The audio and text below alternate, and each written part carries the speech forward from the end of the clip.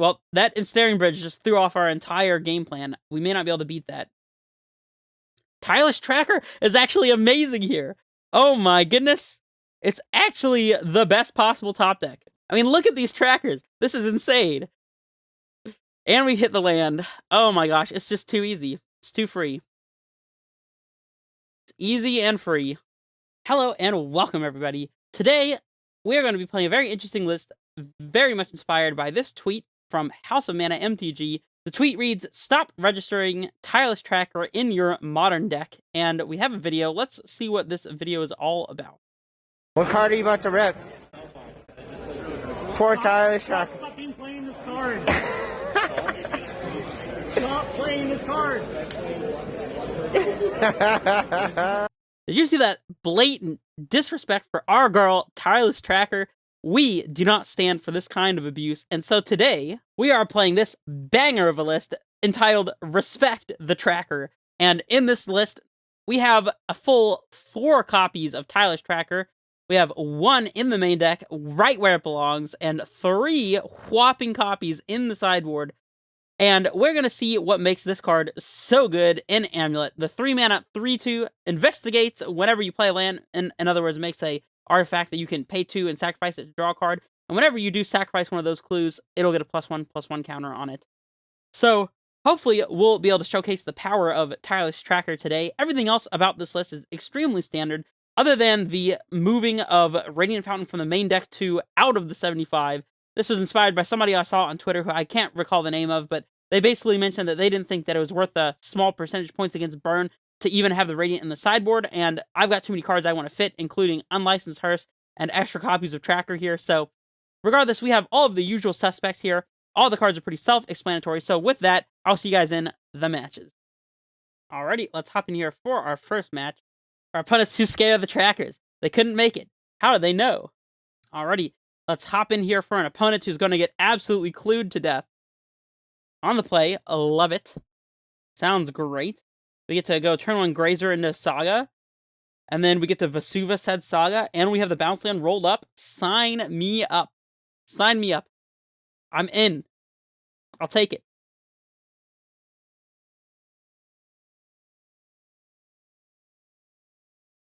Our opponent has used the ability of Serum Powder to get a free mulligan here.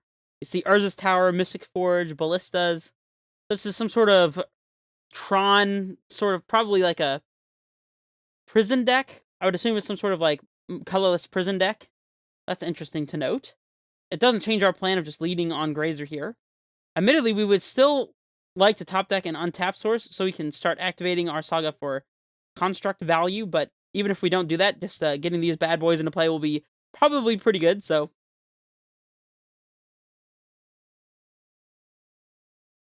get our Saga into play and swing it back to them. Our opponent with their free mulligan over here. Admittedly, the 1-lander Mystic Forge Spellskite hand against us. Double Spellskite. That's a lot of Spellskites to be running around.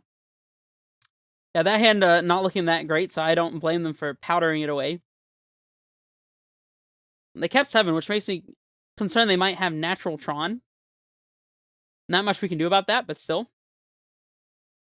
If we draw a Grazer, a Zusa, or Pact, then we'll have a Titan on turn 3 here. Relic of Progenitus, you got it. You got it. We draw a not untapped land, so that's great. And by great, I mean not really that great. We'll play Vesuva copying this Saga and pass it back to them. This way we can get a second Amulet into play if we don't draw our ramp spell and can cast Titan on 4. Because next turn we would have to have exactly a Zusa or Summoner's Pact in order to get double green for our Titan. And now Summoner's Pact is not an out, so, and they do have the second Tron land. Getting kind of destroyed here, although we drew the Amulet, so we can't haste into the Spellskite, though, sadly. Because they'll redirect the haste to the Spellskite. That's interesting. We do get to cast Titan here, though. And I guess Boseiju them? I don't think we can double Boseiju in any sort of way. Interesting. We'll play our second Amulet that we expertly top deck. I guess just playing out both Titans and then seeing where we go from there is probably good enough, to be honest. Definitely want to float a colorless with our Cavern of Souls. Do we want to pick up the Saga?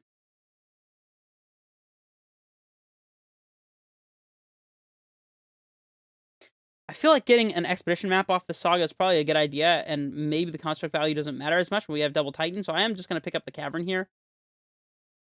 Play Titan. Play second Titan. We could do 4 damage to our opponent by making them redirect both Slayer's Stronghold activations, but considering that's not really accomplishing anything, I don't think I want to do that. We'll go with, I guess, we could do Saga and Green Bounce Land. I like the idea of that. We'll go with Sanctuary since we already have Valakut in play. And it's important to note here that we need the Saga to be stacked on top of the amulets so that our Saga will be able to tap for colorless when we untap it with these amulet triggers. So that'll be of pretty utmost importance here. Definitely important to stack the triggers correctly. And now we'll just pick up the Saga that's in play. And this Titan, I guess, will get Boseiju and a Green Bounce Land. I guess Simic Growth Chamber is good here to set up T-West. And then we'll Boseiju one of their Tron lands, probably the tower. And they'll redirect with Spellskite, I'm sure. Not doing anything with the mana here, so we'll pick up the Boseiju. And I don't think we're supposed to do it now, because that would allow them to crack their Relic of Progenitus, so we'll do it in their draw step, I guess. In case they happen to just let it go through, I guess? I don't know. We couldn't haste here, because if we did, they would redirect a Spellskite, so no point in trying that. However, we are going to force them to do something about this here. And they concede. I guess they didn't want to redirect a Spellskite after all. That works for me, I guess. Maybe they knew what they had in hand anyways and didn't want to show us. Force of Vigor seems pretty good against the colorless deck with all mono artifacts. Boseiju seems very good here. And Tracker is actually a great way to draw enough cards to get out from underneath like an Ensnaring Bridge lock. If we need to find things like Force of Vigor or Boseiju to answer our opponent's stuff, or need to have extra threats through like a Thought-Knot Seer or something, then Tracker's good. I guess it's not that great against Karn, but it also makes our constructs inordinately large, so... Well, Trimbog. Maybe 4 Trackers is a little overboard for this matchup. I do like Tracker in general, though, in this matchup. Trim a couple Grazers, trim a Summoner's Pact for the Chalices, maybe even a second one. Cavern's not really doing much here.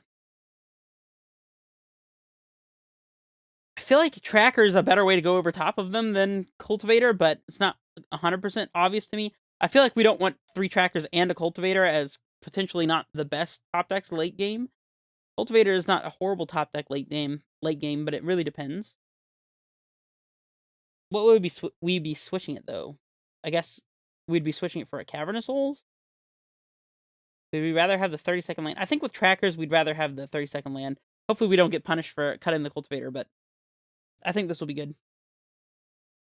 We have a turn 1 Grazer, turn 2 Explore hand. Double bounce land. I mean, we have Titan mana rolled up, and we've got 2 ramp spells. I mean, we're supposed to keep this, I think. It's not like the super fastest, most combo hand, but, you know. Well, we'll lead on Grazer and see what's what. Put in our Simic Growth Chamber and get our T-West mana in play.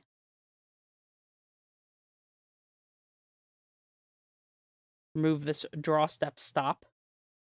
They're just going to have Natural Tron here again. I guess if we top deck Boseiju, we could explore it into land Boseiju a Tron land. I'm not above that. I would definitely do that. And I don't think they can even get wastes. They'd have to be playing like a swamp or a mountain or something in their colorless deck, specifically to search with Boseiju. So we might just be stone raiding them if we do happen to find a Boseiju. That's something worth noting. Maybe we needed a faster, more combo-focused hand on our draw here. You know, being on the draw, that is. Alright, we'll start off on Explore. All lands is not really what the doctor ordered here.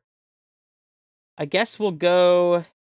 We want to leave as many lands as possible in play for Dryad. But we also want to get our tap lands out of the way. And playing out bounce lands is bad against Karn the Great Creator as well. I kind of think we want to go Forest, Vesuva, Forest. I think this makes the most sense. Don't need to tap for mana here, though.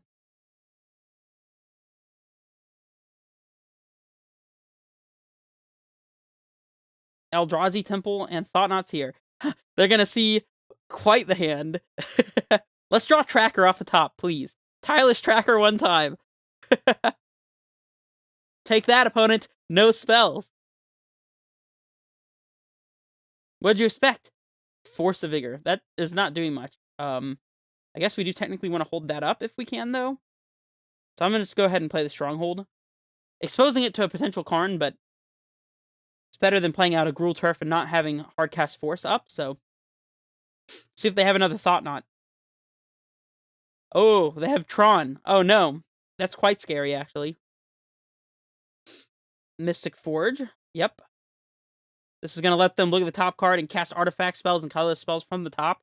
They can pay 1 life and tap it to exile the top card if they don't like it. Second Mystic Forge? That really sucks. Well, we're going to target both of those forges with Force of Vigor, that's for sure. Or Chalice of the Void. I mean, let's just hit these forges now. I think we could beat a Chalice, but these forges are pretty bad. They're probably going to redirect one of the targets to Spellskite, but... You know. They can't redirect the second one because Spellskite is already a target, so if they try to redirect again, they'll just be paying 2 life for nothing. That's a classic electrolyze trick. Yep, they're going for it, but it shouldn't work. Because Spellskite's already a target of this spell, so redirecting it doesn't do anything. It just costs them another 2 life. Although, we only killed one of the forges, so they still have a forge going, which is pretty bad for us. Take our chump, though. Alright, Titan off the top would be quite good. Not Summoner's Pact, but Titan. I'll still take a Tracker, too. Crumbling Vestige is literally nothing. Are we still playing around Karn? I guess so. We'll play Cavern Naming Giant. Actually, let's play Cavern Naming Dryad in case they want to Chalice on 3. That way we could cast a Dryad through a Chalice on 3. They're never going to put Chalice on 6 here, right? Right? They're exiling a land off the top of the forge, which they can't play, of course. Chalice on 0 that gets countered by their own Chalice on 0. Love it. Expedition map. I mean, they're doing stuff over there. It's not bad stuff. Another Spellskite is kind of annoying. Yeah. On the draw, maybe this hand was just a little too slow. Also, we never found any business, but... Stay Levy. Blast Zone. Relic. They just go ahead and pop Relic, which makes sense. Relic does nothing in this matchup but cycle. Dude, they just have all kinds of copies of Spellskites over there, huh? Lots of Spellskites. They really don't want us to be hasting, do they? Boseiju that is going to hit a Spellskite. I mean, last game, our opponent showed that they didn't respect the possibility of Spellskite redirecting Boseiju. Yep, it just kills the Forge. It's good. I think losing to Forge is more likely than losing to Chalice, so we'll play Sanctuary and pick up our Cavern, I guess.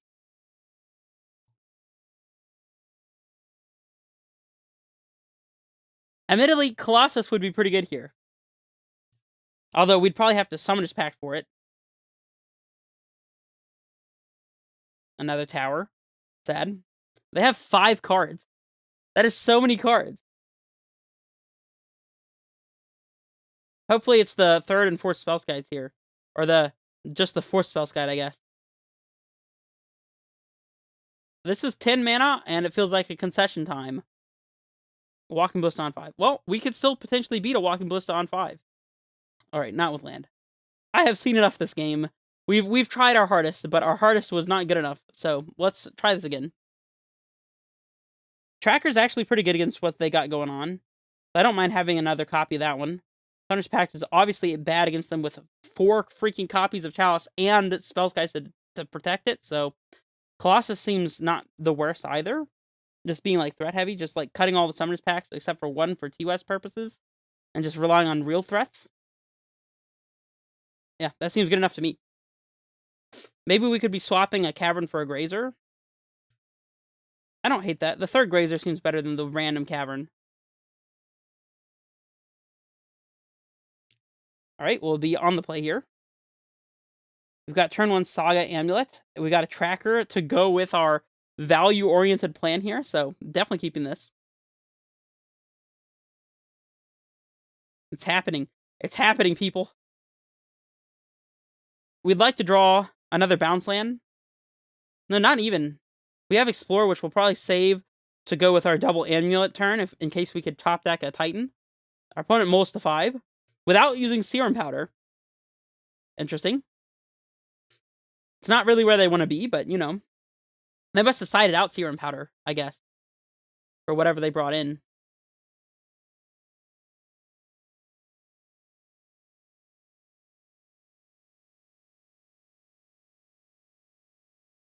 It's really nice to know that they're not going to have access to Force the Vigor here. Now they Serum Powder. Getting rid of Power Plant, Serum Powder, Ballista, Relic, Map. Not really super interesting things to note here.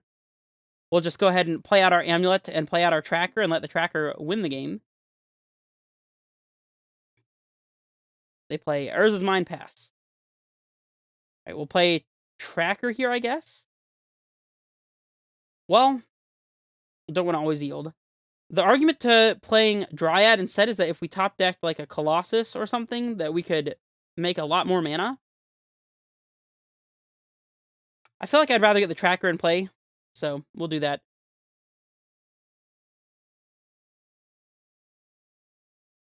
Spell Skite. Okay. We'll float a mana here. We're about to make a lot of clues, by the way. Just letting you know. Get our second Amulet. We'll play Simic. Triggers, triggers, triggers. Our Tracker might be growing gigantic here in a second. We'll play Dryad here. And we'll clue in case we find another land. Saga is a land, but we don't want to play that just yet because we want to be able to play our second Dryad. So let's just do this again.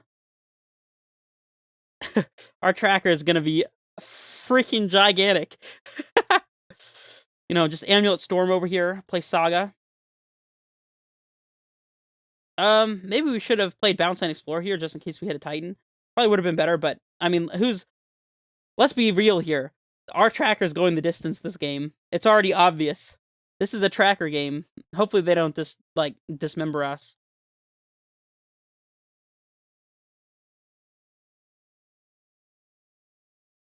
Oh, not the third Tron land is fantastic news for us. Ensnaring Bridge.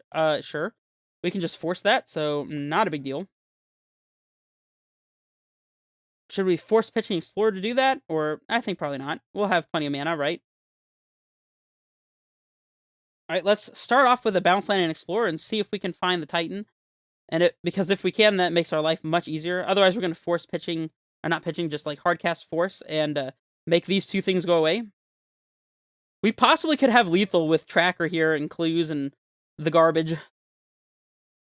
We'll play Explore. Castle Garenbrig. Yeah, so we're just making a giant Tracker and killing our opponent's bridge and killing our opponent, so seems fun.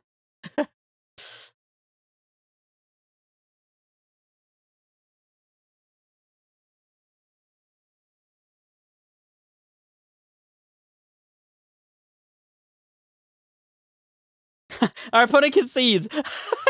Yep, that's the power of Tireless Tracker right there. So that makes us 1-0, as the record indicates below my face. And we've already won our first game thanks to Tireless Tracker, so let's see if we can run that one back. And jump right in here immediately as I say that. Match 2, let's go. How many victims can Tireless Tracker claim? That is the question. Alrighty, we got a turn 1 Amulet, but no Bounce Land, no Ramp. Feels like a pretty clear mulligan to me. But we technically do have double green for activating Garenbrig, but as is, this is a turn 5 Titan, so probably a little too slow. Considering more than half of our deck is lands, the help that we are desiring is probably not coming. I guess if we top decked a Bounce Land, this would be a turn 4 Titan. Still too slow for me. I'm gonna mulligan. Yep, and this is the same as our last hand, except we already have the Bounce Land and the Ramp, so we're gonna keep it. And we'll send the Gruul Turf, because we need both of our untapped sources for playing before we get to the point where we can Summoner's Pact and ramp out a Titan. Inquisition taking our Amulet is a little unfortunate, but I mean, we can still work through that. We'll play Interesting. I guess we just play Boseiju. There's some possibility we want to Boseiju a Cabal Coffers or something like that, so I'm actually going to just cavern naming Beast here. I'm naming Beast because we could potentially top deck Arboreal Grazer. Next turn, we're probably playing Growth Chamber, so we can hold up Boseiju the turn after. Urborg Inquisition is either the Mono Black Coffers deck or 8-Rack.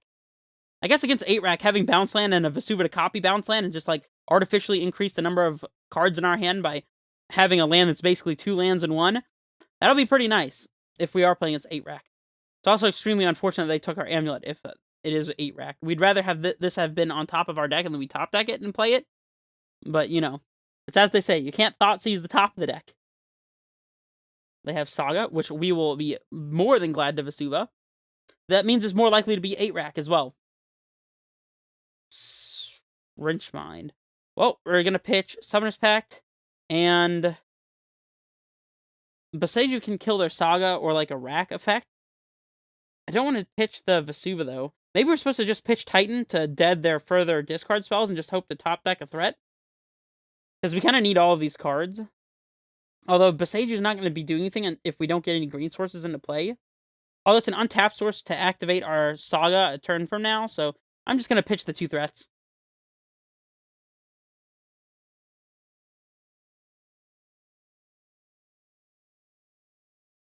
I was kind of expecting a Smallpox there. I don't know why. Playing this way enables us to play around further Inquisitions and Thoughtseizes and stuff that they could top deck. It gives us extra threats in the form of constructs. Dryad is probably just going to get discarded, so let's Vesuva the Saga here and pass. Even if we played out the Dryad, it would just get hit by freaking Smallpox, so probably don't want to go that route. Hopefully no Liliana of the Veil.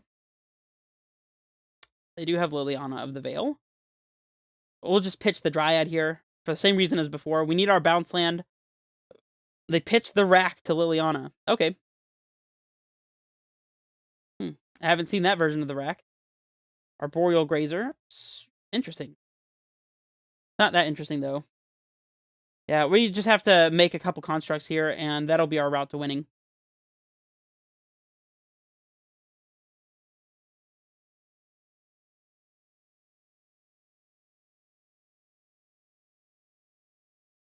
They didn't even make a Saga token of their own to block our Saga token. Interesting. Of course, they get the Rack. What else would they get? Ensnaring Bridge. Yeah, that one's kind of problematic, not gonna lie. We'll have to pitch the Grazer here. Heal until instep. We'll definitely make at least one construct here. They have 0 cards in hand, so it can't attack. Well, that Ensnaring Bridge just threw off our entire game plan. We may not be able to beat that. Tireless Tracker is actually amazing here. Oh my goodness. It's actually the best possible top deck. We'll get our Amulet here. Get our Tracker into play. This is actually the best possible timeline. This lets us draw out of the Rack and find a way to get Ensnaring Bridge out of play or get Dryad into play or something along those lines. If we draw another land here, we'll leave the bounce land in play probably. Yep. Pick up the Boseiju so we can get rid of that bridge. Whew! That Tracker was a phenomenal top deck. Again, we're stealing victims here thanks to Tireless Tracker. They draw with clearing because they know what's up. They know what's good. They legend rule in Urborg, huh? All lands. We've been playing around these ones. Yep, we'll pitch the Gruul Turf because obviously the Boseiju is what's going to allow us to attack and not lose the game immediately. Yeah, we'll let the Rack hit us for 2. We'll play a fetch here and get some clue value. And we'll just go ahead and immediately Boseiju the heck out of that Ensnaring Bridge. Get out of play! Get gone! And this Liliana is going to be taking a lot of damage. We cannot let this thing get to ult, obviously, so we're attacking it and hopefully killing it. No blocks? Sure. This is already in blockers phase, opponent. You kind of missed this step of the game, unfortunately for them. Rest in peace. Well, let's go ahead and get our tracker clue right now. We're not gonna crack for the card draw until the end of our opponent's turn, so they can't make us discard the card that we're about to draw. So we'll yield until end step, I guess. They top deck land, which is great for us, and now we probably just win the game thanks to Tireless Tracker. We are going to draw in response to the rack trigger as well to save some life points. On the stack, we'll draw.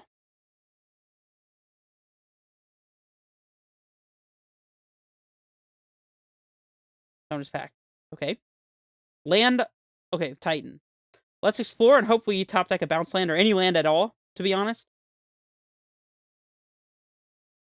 Actually, if it's just a regular land, I may not even play it. Our opponent concedes. Yet again, claiming lives with Tireless Tracker. That tracker was the best possible top deck. Right, we want Force and EE for our opponent's rack effects and such. We want all of the trackers because value. Endurance is kind of interesting, actually. Interacting with their graveyard and putting a clock on the board against, like, Liliana could be good, so I'll bring in a couple. Hearse, on the other hand, I don't know how much I care for it. It's good against Raven's Crime, and that's about it. Otherwise, it's just playing something out. I guess it's something we can discard to Wrench Mind. I don't know, I don't love Hearse, but I'm willing to give it a shot. It also turns our random dudes into huge threats. Boseiju is obviously great. Bog is potentially relevant. Cavern is not. Crumbling Vestige is good. Grazer is okay. Actually, in this matchup, I like to cut all of the ramped creatures because they just die to smallpox and such, and our plan is just to get amulettitan play off of sagas and stuff, and kind of get to our mana naturally with the bounce lands. Maybe it's pretty bad, but I usually like to cut these effects in this matchup. Explorer is one of the best cards. Cultivator doesn't seem that great, although I guess it's potentially good against Surgical, but we have Tracker and Titan and Endurance and Unlicensed Hearse all as threats, so probably not super worried about that. We can trim a pack. Actually, no. We want to have maximum number of packs. Hopefully they don't have Chalice, but otherwise we need to be able to top deck a threat. So, because they're going to ruin our hand, so. Let's see. What else could we cut? Probably lands. Although, honestly, drawing lands is what we want to be doing, so probably not. We'll trim another Grazer, and map is good. Castle's good, because we're going to be on low resources. Man, I gotta cut one card. I don't know what it should be. Maybe it's just one Summoner's Pact to hedge against Chalice. We'll try this. Our goal here is to keep as much resources in hand as possible and have an answer to Ensnaring Bridge, pretty much. Oh, are they going to have us on the play or not? I was about to yield through the turn, but if they're going to put us on the play, then we do not want to be F6ing. They chose to play first, which makes sense to me. And we have a hand that contains lands and spells, so we're going to keep it, pretty much. We never want to mulligan a hand that has almost anything going on, so they're just going to Thoughtseize us anyway, so our opening hand doesn't really actually matter. And here, we're going to pitch, I think, Summoner's Pact. Again, lands in hand is what we want, and we'll top deck our threats like that, exactly like that, as we go, so this is fine. Probably never pitch Casting to Force if we can avoid it. Yeah, we don't want to give our opponent spells they can take with discard spells, and, you know, if they're going to smallpox us, we need to keep all of our lands in hand, so having triple Tireless Tracker is going to be way, way more than sufficient than needing this Summoner's Pact, so probably playing Bounce Land on turn 2. Maybe not, actually, because they could have Smallpox. Actually, because of Smallpox, we're probably playing Boseiju on turn 2, and if they do Smallpox us, we'll sacrifice the... probably the Garenbrig, maybe the Boseiju, I don't know which. We'll decide when we get there. The Boseiju answering a bridge is far more valuable than the extra 1 mana of ramp from Castle. We're forced into playing a longer game against them anyways.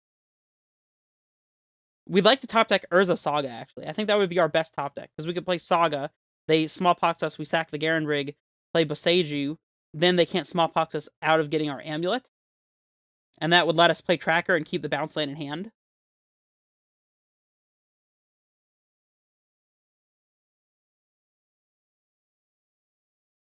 Them leading on Raven's Crime is not that great for them, by the way, because they'd rather selectively choose what we're discarding. with, like, Inquisition and Thoughtseize. So this signals to me that they may not have Thoughtseize and Inquisition in their hand, but this is also why we have Bog and Endurance still in the deck, is because going late, they want to be able to answer... they want to be able to make their top deck of lands be live draws, and Raven's Crime is the way they do that. So if we have just a small amount of ways to interact with their graveyard, this also makes them have poor top decks late game, as opposed to infinite discard spells. Wrench Mind.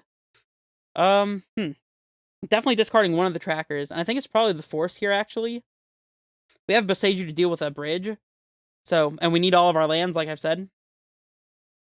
Well, we'll play Forest and pass, and if they Smallpox, we'll sack the Forest, and if they don't, we'll play a turn 3 tracker, so... Liliana would be kind of annoying here, not gonna lie. Ashiok doesn't matter at all, because we're on this plan. We're playing 4 copies of Tracker today. If they Liliana into our Tracker here, it'll be quite sad, actually, but can't really do anything about it, so we'll just slam our Tracker and pass. Hopefully it just, gets there.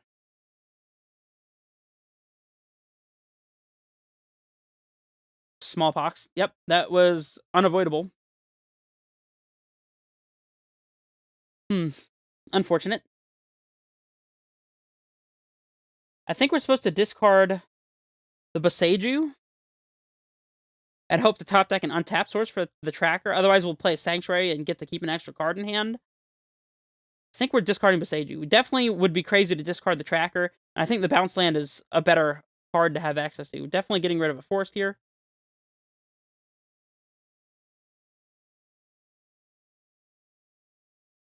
And now we are forced to discard a card.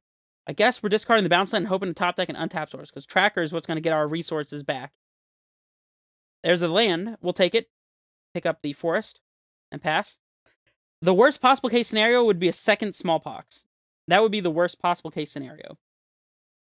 Even then, we just sack the Garenbrig and pitch the Forest, I guess? Yeah, activating the Factory is not scary at all. We're about to get our immediate land drop value out of Tracker, too, so that's good. Yep, minusing on us is probably a bad play, to be honest. Play Tracker. And do we want to get the tap land out of play? I think we'd rather have the Forest in play, to be honest. Yeah, I'm going to play the Forest here. There's a strong likelihood we discard our remaining land to Raven's Crime, and the double green is important for casting Titan, and the first Forest lets us potentially get a second green source to activate Garenbrig. So the Forest is better here, and I'd rather guarantee we get it into play. What do we need the untapped mana for? Pretty much nothing, right? All right, let's draw with the clue to inform what we're going to do. We can't attack into Factory because it can block as a 2-2 and then pump itself into a 3-3. I mean, unless we're drawing like this. I guess we can make our Tracker a 4-4. Yeah, we can Grazer, put in a bounce land, pick up the Forest, play Forest, and then get double clue out of it, and crack a second clue to make our Tracker grow past the Factory. And we're definitely going to attack the Ashiok. We're literally winning this match on the back of Tracker. By the way, it's not always like this. It is possible to play these games against them with a regular Titan list, but Tracker makes it so much easier to play this value grind game. Like, we're still doing fantastic here. There's no Dismember or anything that can interact with our creatures would be great. Get this Ashiok out of play. Just so we can top deck a Titan and have it be game-winning good. Especially if they have a way to answer our Tracker. Yeah, Grazer is the only ramp spell that's good here because it gives us something to sacrifice this Smallpox. The Azusa and Dryad are 3-mana spells. It just takes forever to get them online. And, you might not have the resources. They're going to take our Grazer here, which we don't care about. We would like to top deck any threat. The 4th Tracker, perhaps. One of the Summoners packs. One of the Titans. I don't remember if we sided out Colossus or not. I guess Colossus wouldn't be that great. No, we can still Colossus here if we wanted to. Wonder what they're going to name with Pithing Needle, huh? I guess the Haste Land? Slayer Stronghold? Yeah, I would rather them name Boseiju here, actually, but... Alright, definitely not. Well, let's draw with the clue first. And if we find a Titan, we can play it by playing Castle and activating it. Hearse. I think we're supposed to play Hearse, actually. Yeah, we have to play Hearse. We're not going to play land here, though, because the cards in hand matters. We'll get rid of Raven's Crime and Ashiok, I guess. And yeah, not playing the land here. There's really no reason to. It's better to hold them for Dryad, but also just because they could, you know, make us pitch extra cards to Smallpox, or, you know, literally play the rack and pass, and this way we're only taking one from it, and we just don't have to play anything ever. Yeah, Wrenchmine's the only thing that punishes it, but that's okay. Explore. Sure. Probably not playing a land if we draw it. Bounce land is the one exception, though, because we can keep a land in hand anyways. I guess we could have Vesuvi'd their factory, but I don't think it's necessary, so we're gonna chill on this unlicensed Hearse, trying to hit another Raven's Crime if they happen to play it. This Hearse does mean that if we draw any threat, we can clock this Liliana, so that's gonna be nice. They make us sack the Grazer because they have no choice. Right, we'll go to Instep and then exile Wrenchmind and Smallpox because I don't like those cards, and we'll untap any threat. Bounce land is still fine because it lets us keep cards in hand. So any single time we could top deck a threat, we'll be in this game. We've bought some extra time against Liliana by picking up lands to bounces as well. Raven's Crime is annoying, but we can exile that, so not a big deal. Let's just go ahead and exile the Raven's Crime and the Pithy Needle for right now. Alright, any threat off the top and we basically win instantaneously. We get to kill their Liliana, no matter what. Activate Factory, we don't care about this at all. In fact, this is probably a mistake. If we top deck a threat and kill their Liliana, they have no way to win. So, like, they need this Liliana, and chumping with Factory is, like, one of the only ways that they can win. And here we just get to transmute for pack for Tracker, play it, activate Hearse, and they're dead. So, GG. Tracker winning once again. Too easy. Crew up the Hearse. Go to combat. Attack Liliana of the Veil. Get that out of play. And I don't think our opponent can win from here.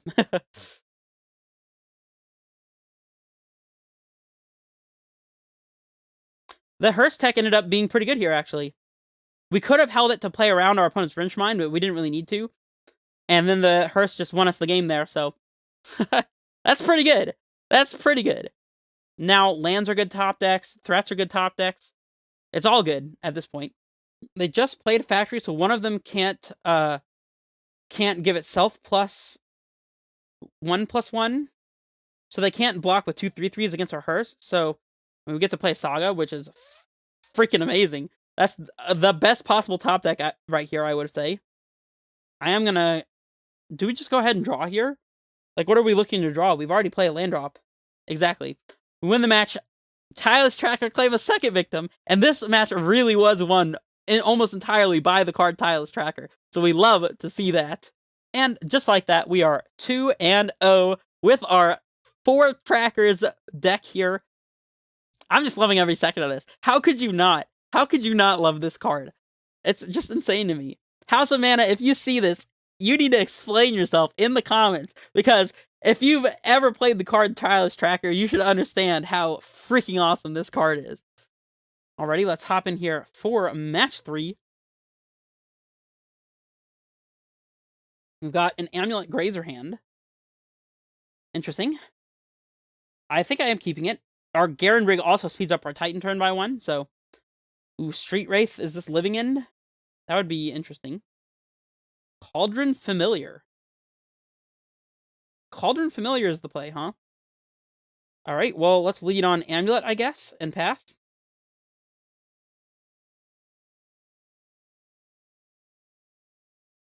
For the record, if we were playing Karn the Great Creator here, we would have been able to play Karn on turn 2 with this hand. And leave our bounce land in play as well. That would have been absolute value. They have Cat and the Oven. Oven is sacrifice a creature, make a food. And the Cat says when it dies... that you can sack a food to return to the battlefield, and when it comes into play, it does 1 damage to us, and they gain 1. I mean, whatever. We'll play Castle and Grazer here. Put in the Cavern? Yeah, let's get as many lands into play as possible. I don't know why I chose Beast. I kind of just autopiloted there because the cavern doesn't really matter what it's naming, but I guess Beast is technically correct for the case of Cultivator Colossus, since we might need the extra green. I don't know. I maybe should have thought about it a bit, but I think Beast is probably the correct name regardless. Just funny how that worked out there. All right, Titan off the top and we'll be good. There's the Titan. Okay, so how do we convert this game? Sanctuary is the best one to play here, so we can get our white mana in play and set up, like, Sunhome plus Valakut, perhaps. We'll activate our Garen Brig and pick up the Cavern, I guess? And here's a Titan. So the way that we lose here is them killing our Titan with, like, an Assassin's Trophy. So I feel like we just search for Talaria West Bounce Land and just ignore their Saga. What could they get here, I guess? Underworld Cookbook? A second oven? I don't think we really care about that. Double... Making 2 dudes and getting Cookbook would be about the worst possible thing. Okay. I've decided that I don't think there's anything we want to play around removal-wise. I'm not playing around main board like Assassin's Trophy. And they make it easy for us by activating Saga as well. So that just means that we're definitely going to attack. Oh, wait, we can't attack because we have the Garrison. So, yeah, we're definitely just going to set up Boseiju here. And this should allow us to do what we need here. We'll pick up the Boseiju. And there's no reason not to just go ahead and kill the Saga now, since they'll get the untapped mana regardless. So, just doing this now. Instead of their upkeep. Sue me. Alright, and if they can deal with the Titan, then they might have a chance at this game, but otherwise I think we're going to be good to go here, so.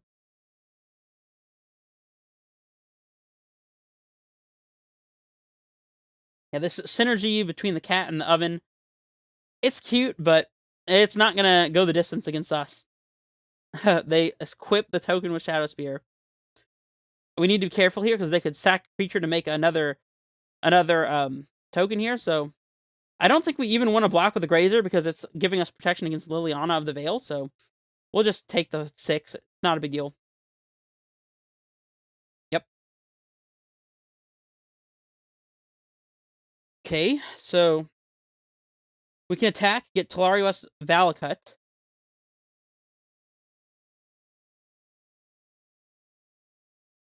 We can play Bounce Land that's going to be 2, 3, 4, 5, 6, 7, 8, 9, 10, 11, I guess, if we're activating for a creature. So 11, use 5 to transmute. We can Colossus here, second main. Assuming we're playing at main. Let me go check. Yep, we are playing Colossus. So that's probably the play.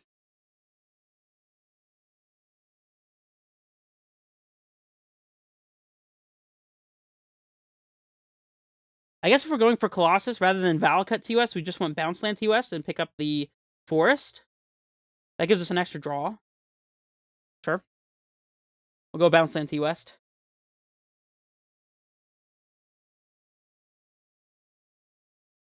I think we're probably about to do some crazy stuff this turn.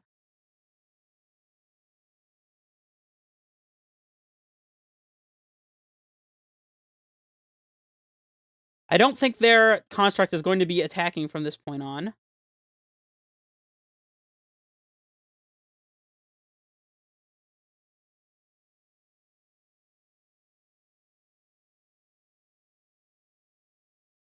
So we'll transmute for the Summoner's Pact here. I don't know why it's going so slow. We'll leave plenty of mana for Colossus in the pool.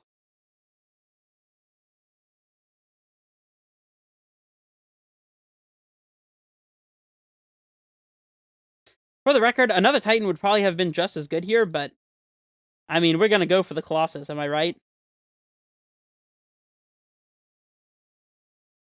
Yeah, if this was just another Titan, we'd still probably be in pretty good shape. Just put in 1,000,000 lands here. Seems good. We're only drawing like 5 actual cards. It's pretty good, right? Name Dryad here to summon it to the top of the deck. Oh, Tracker actually is perfectly welcome. We'll never stick my nose up at a Tireless Tracker. I just stack all the amulets. Just let them go. Let it go. And we'll make a green with our color here because mana. That's my official opinion. Do we have lethal here with pack for Dryad, play Titan? Probably not, right? Or we get to explore, though. Alright. We'll pick up a Vestige. We'll pick up a Bounce Land. I guess the Garrison. And we'll float for Dryad here and pick up the Cavern. We've already cast one pact, but the second pact should be good to go. So we'll just pact here, get Dryad, play Dryad Titan, and just see if that's good enough. I'm not doing the math. You do the math. We'll play Titan. No way this is not lethal, right? Yeah, our opponent agrees that that has to be lethal, so... Alright, against Cat Oven, Explosive seems good. Force seems good against their Sagas and Artifacts. Endurance seems interesting. Couple Trackers seems decent. Hearse seems like a good plan. Beseiju to hit their Sagas is probably good. I mean, it's free at least. Cavern does nothing here. Pact is good against discard spells. Razor's not that great.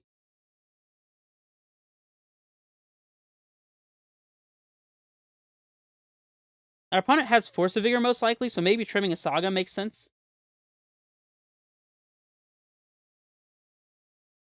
Map as well. If we're trimming a Saga, I like trimming a map. The Cultivator is not actually the best threat, despite what we just saw, because sometimes we end up getting stuck with no threats or with no lands in hand, and Tracker's a much better backup threat in the case of like Necromancer or something. So I'm totally happy with 3 Trackers, 0 Colossus. Trimming an Amulet seems kind of crazy. I can understand why one would think about it here, but I'm not down for it. I will trim 1 Forest, just because I think that we don't really need the untapped green source that terribly much. We're going to be prioritizing Explore, probably, against potential discard spells. Maybe only 2 Trackers is good enough, but I kind of want to play 3. The Bog is not that great, since they are doing all of their stuff at instant speed by sacking foods to bring Cat back, so we'll trim Bog, and if it turns out to be a mistake, we'll unmistakify it by bringing it back in game 3. Of course, we have Hearse to do the job Bog would otherwise do, so we're going to keep this hand. It's a little slow, but not bad. Here's a discard spell, which we were intending on playing around, and in fact, Tracker's the way that we're playing around that, as well as leaving in extra copies of Summoner's Pact. I wonder if they just take the Tracker. That will show, for once and for all. Okay, they take the Hearse. That's just a good sign for the card on License Hearse, is it not? Ooh, a Force they don't know about? Now that is great. That's great news. We'll play our Forest and pass here. We still get to turn to Explore here, assuming they don't have another discard spell. They need to have 2 more discard spells for not taking Tracker to pay off. That way they can take the Explorer and then take the Tracker. Oh, it looks like they might have Asmo. They do have Asmo. That is pretty annoying, not gonna lie. Probably still have to Beseiju their Saga, sadly, instead of the Cookbook. Amulet is a good one. I think we just have to Beseiju Saga right now, though. We could play Amulet Bounce Land Beseiju Saga, leaving the Bounce Land in play, but I don't love that. Next turn, we can play Amulet Bounce Land Tracker. Oh, wait, we have Force of Vigor to deal with Saga and the Cookbook at the same time, which is probably better. Might have already made a mistake by not doing that. Are we pitching Tracker for that? I think no matter what, we're playing Sunhome here. And I guess, unless we're just using Beseiju here, it's probably okay to play Amulet also. Forced to hit these 2 seems good enough to me. We give them a second food to deal with our Tracker, which is quite annoying. Maybe we just pitch the Tracker and Explore here. I think exploring here makes sense. Yeah, I'm going to Explore here. That way we can play Land Amulet. Dryad will pitch to Force, I think, so that's fine. Play the Beseiju, play the Amulet. On their upkeep, we'll Force pitch in Dryad and if they don't have an answer for the tracker, it'll run away with the game. It'll get us a clue anyways. Sure. Definitely hitting the cookbook and the saga. They do have Oval Chase Daredevil already in hand, but not much we can do about it, so. They'll get a free food token here. But, I mean, is what it is. They do have another cookbook, I guess, as well in hand, so. It's probably better to hit the cookbook than it is to give them double cookbook with Daredevil. It seems like a way to lose the game easily.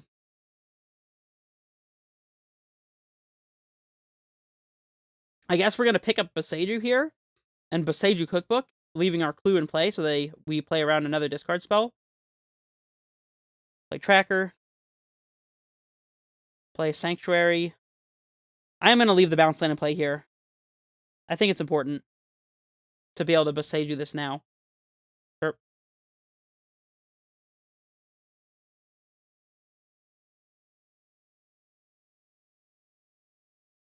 Got to get this cookbook out of play so the Asmo is not as much of a problem. We could always find our explosives and deal with the 0-drop Asmo and food token that way.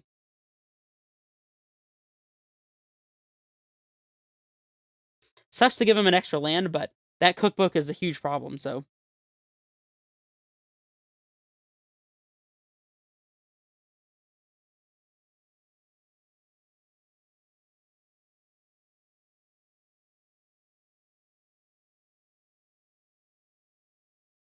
Damping Sphere. Okay. Sure. We don't have infinite time here, but Damping Sphere doesn't bother me too much. Castle's a good draw. I guess there's a potential that we top deck Explore, so we are supposed to clue here. Summoner's Pact. That'll let us get Tracker into play next turn.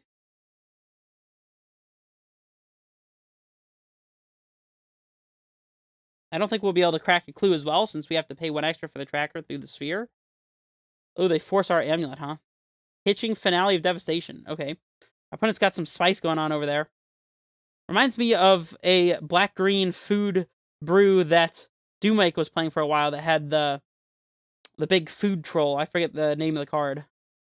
You probably know what I'm talking about, though. Endurance. That one is fantastic. That is such a good draw. Yep, we're definitely going to flash in Endurance and surprise the Asmo, force them to blow up the Endurance, and then go for Tracker.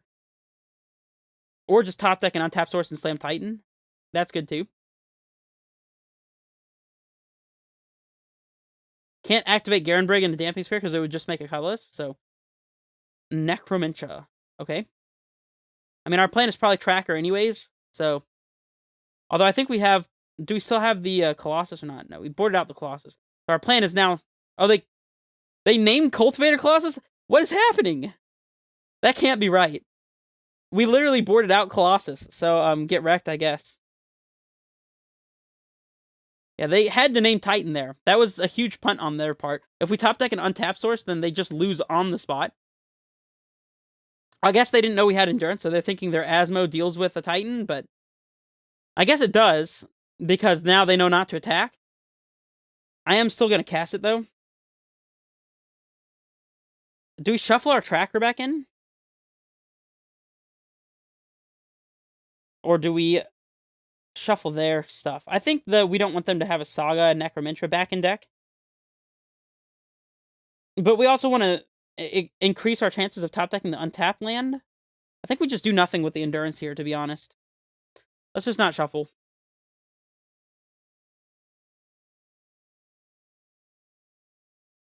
Alright, Titan off the top. Let's go. Primeval Titan. That does the Titan thing that we were... Oh, wait. Oh, I punted. I forgot that the Damping Sphere was taxing us for 1 extra. Okay, well, we're waiting another turn. That was bad. We should have packed for Tracker there. Pacted for Tracker there and gotten clue value. Oh, well. Gildan Goose making foods is actually really annoying here, too. Definitely should have gone for Tracker. Sure. We can pack for Endurance here if they attack. I don't think we want to, though. Nah. Definitely were better ways to navigate this game. Right, I guess we need an untapped land off the top. Explosives. Oh my gosh, that is perfect. All right. Well, we'll play this on 0.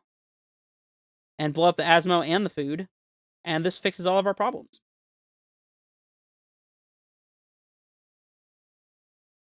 And I guess we're supposed to wait. So they can't just, like, play another Asmo. Do we go to 5? They're not going to play another Asmo, right? We'll wait until they activate Gilded Goose, perhaps. I guess they won't do it. Sure. Yeah. As soon as they go to combat, we're just going to pop explosives here. And see what we can do from there. Pop explosives.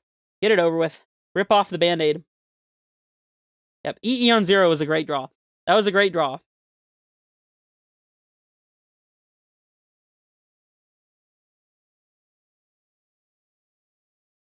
They just hardcast Daredevil. Love to see it. You love to see it. Alright, I think we're going for Tracker here, actually. Because I'm tired of waiting around, and I think Tracker will end this game, so. Tracker? Oh, we gotta pay one more. Yep, that's right. That's the thing we have to do. Play Bounce Land. And we're gonna keep Bounce Land in hand here, I think, for the infinite value possibility. We'll pick up the Sanctuary, though, because having the blue in play for T-West seems more relevant than the white, since we don't have a red source just yet. We are not going to trade for this Daredevil, though. I think that would be a mistake.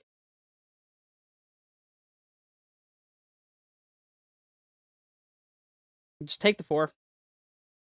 I guess if they were to draw exactly Cat and Oven, that would be a problem. Another Daredevil. Okay, well, we need to draw another thing to cast here. Which we can probably accomplish. Right? Crossing fingers. We gotta pay for Pact 2. I guess we'll just do it like this. We need to draw a Grazer. Pact? That counts. That actually counts. We'll go get Grazer. We have exactly 1 Grazer still in deck.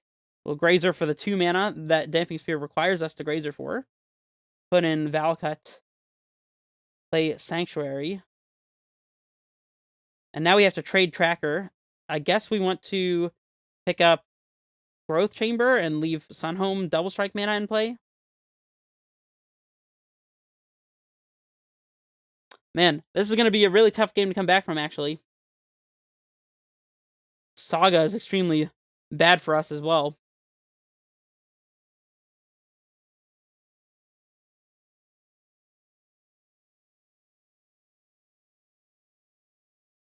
By waiting to trade Tracker, though, we got 2 extra clues out of it, so. Make a food, sure. Oh, they get the Daredevil back, that's right. They're doing it the hard way. Dryad probably still steals this game. So Dryad off the top, or another Summoner's Pact, I guess. Let's not lose the game, firstly and foremostly.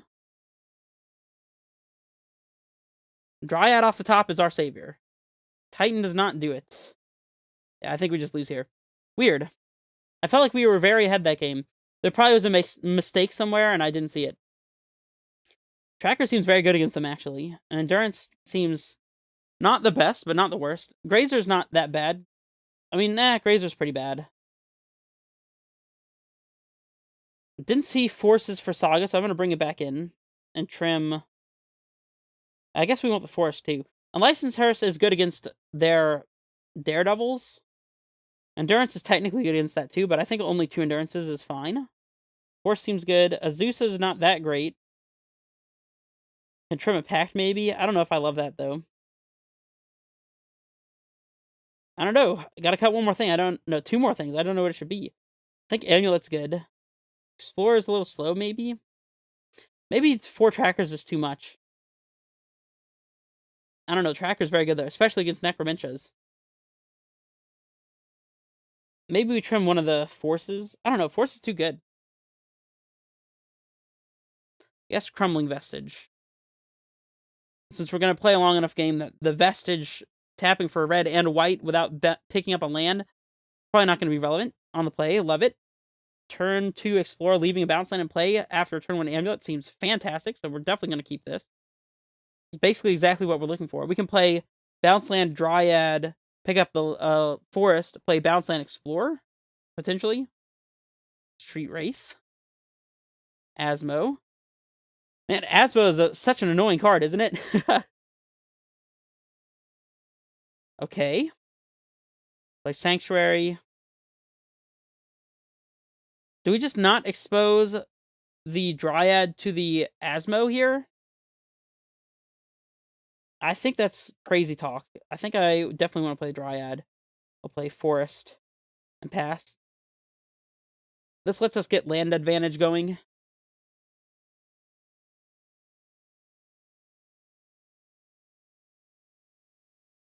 Damping Sphere, sure. Definitely glad that we were able to make our land drop progress here. We'll explore, I guess. Yep, Vesuva, our green source. I guess maybe getting their Blue Moon March would have been better, but, I mean, technically, who cares? Play Slayers and Gruul Turf and pick up... Oh, we can activate Slayer Stronghold here. That's funny. We'll tap for a white at a red and haste our Dryad. I don't see why not. Pick up the Slayers, I guess? Swing. If we top deck a Titan, we can just cast it, so that's cool.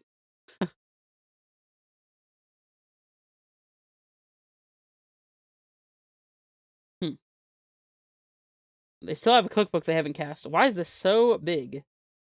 Don't do that. I don't like it.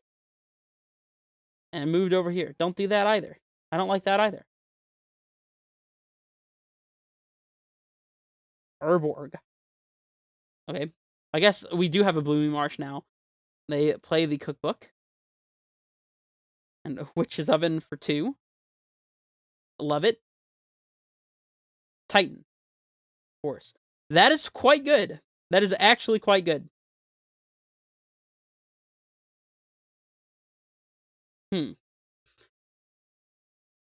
Probably killing the cookbook and the sphere. Yep, and then we can play Endurance afterwards, I guess.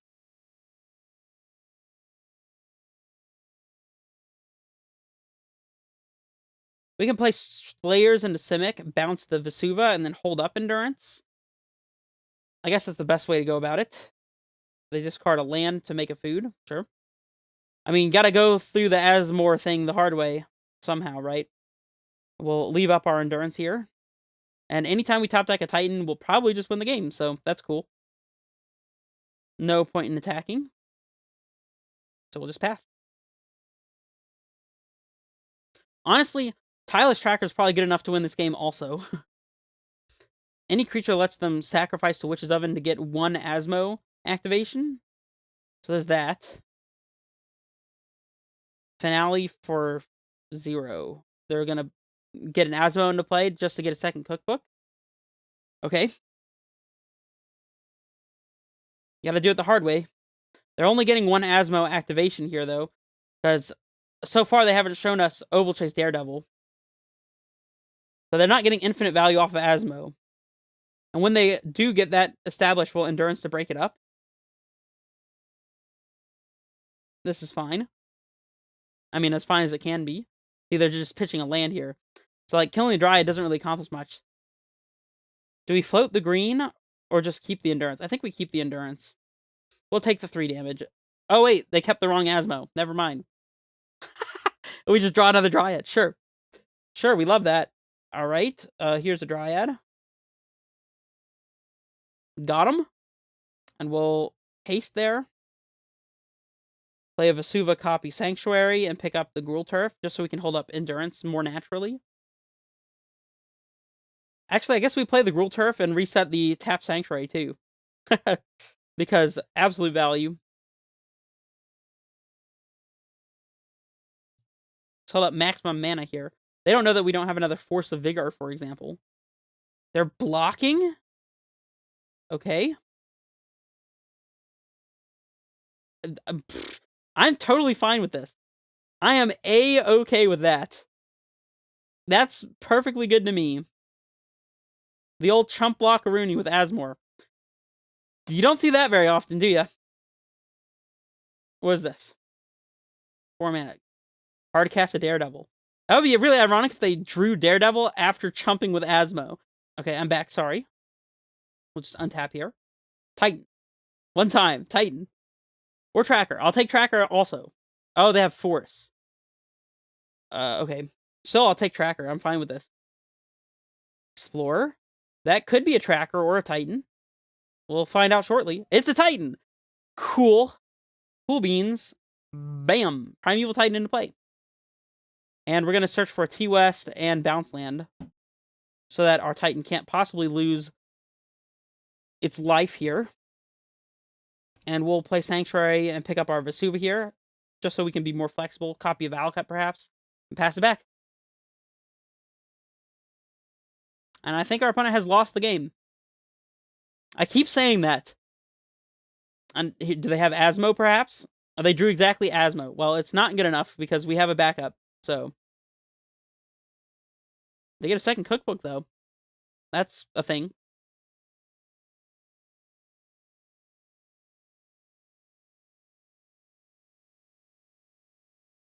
What are we going to TOS for? Tracker is probably better here, since they can just go...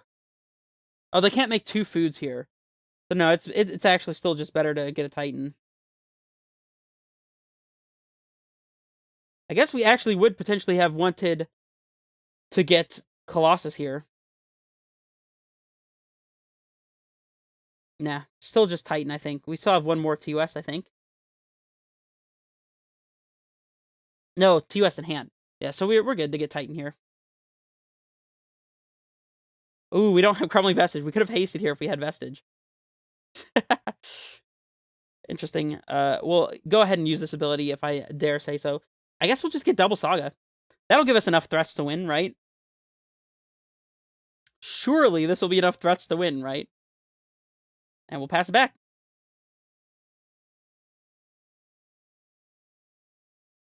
Oh, you know what we could lose to here is Damping Sphere. I didn't think about that.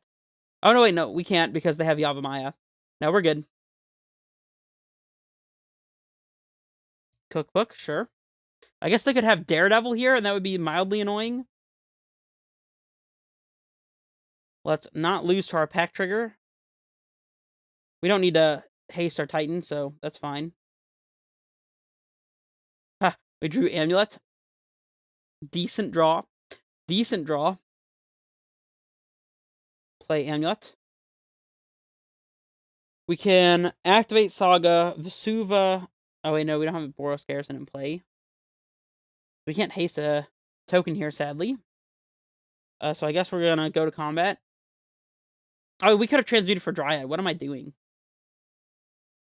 Oops. Oh, well. We'll do it second main, I guess. Just get double Valakut. Sure. We have so many ways to go about winning this game that it doesn't really matter.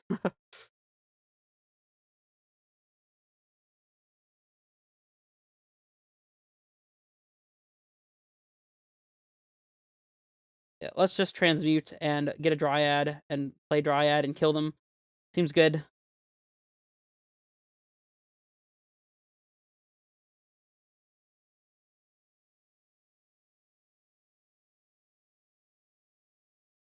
Seems decent. Force them to have the Daredevil here, huh? Exactly. All right, well, that means that we are now 3-0, and I will see you guys for the next match.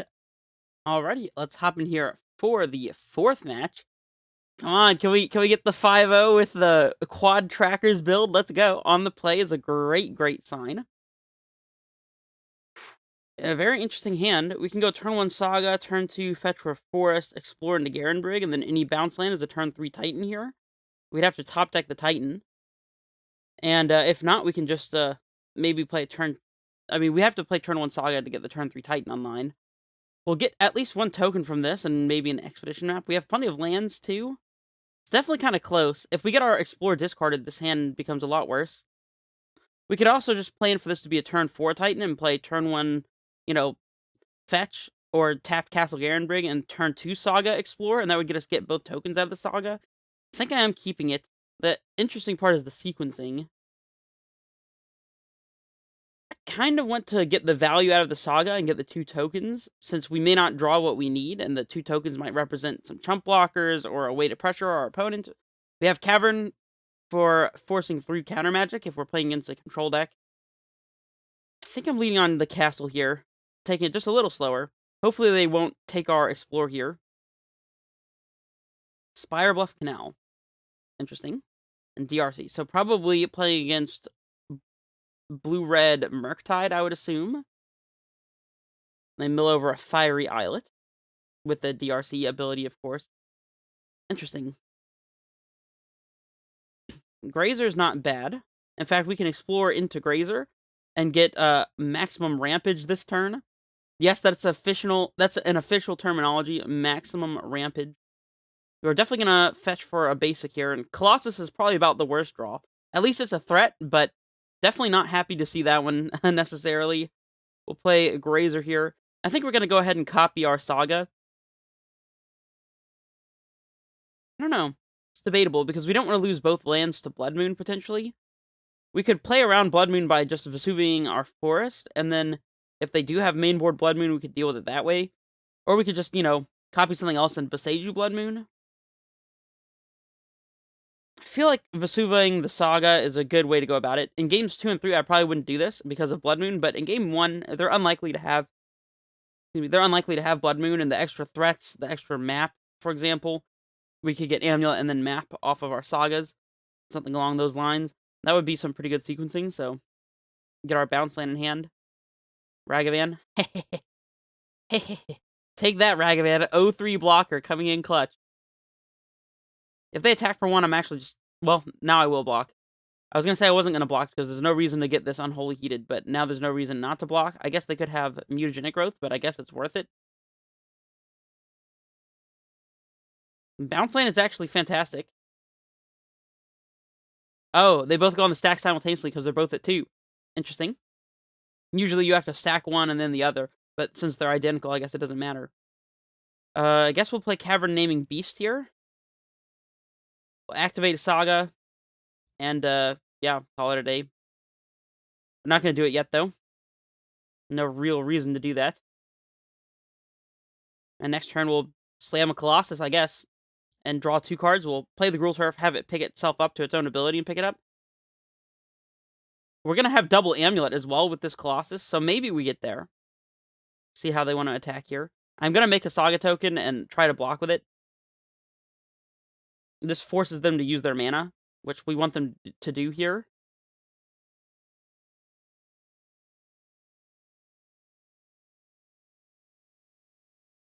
Definitely getting a DRC out of play if we can, and blocking this Ragavan.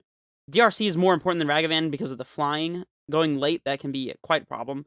Cavern on Beast is actually pretty good here. Me complaining about naturally drawing Colossus, but simultaneously using Colossus as, like, our main threat here. We're probably just gonna, go crazy. Just go absolutely nuts here with drawing a land for turn, getting double Amulet, drawing into a Titan off the Colossus and casting it, and just winning on the spot.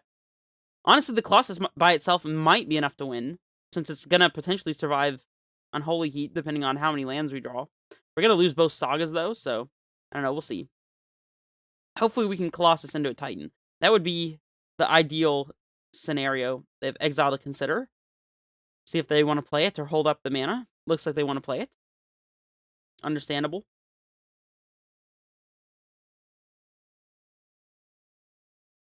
If we can manage to hit a Titan off of our Colossus draws here, we probably just win.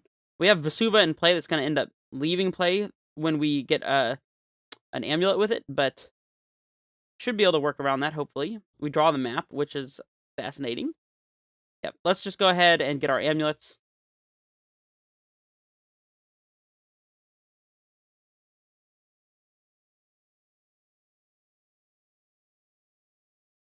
So if we play Turf, use it to activate Garenbrig.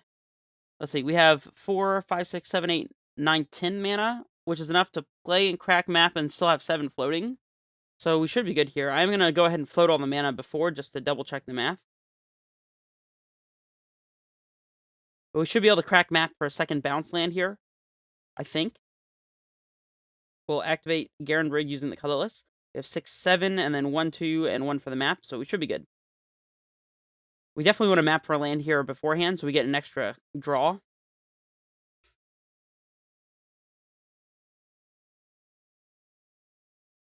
We'll map. And then cast Colossus and just go ham.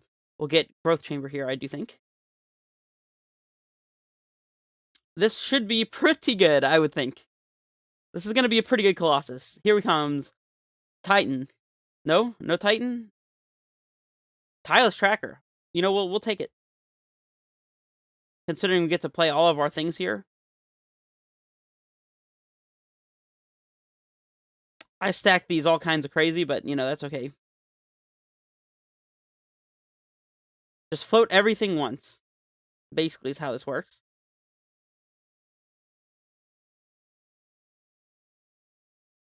And then to the bounce land trigger, we definitely want to pick up a bounce land. I guess we're going to pick up the Growth Chamber since it...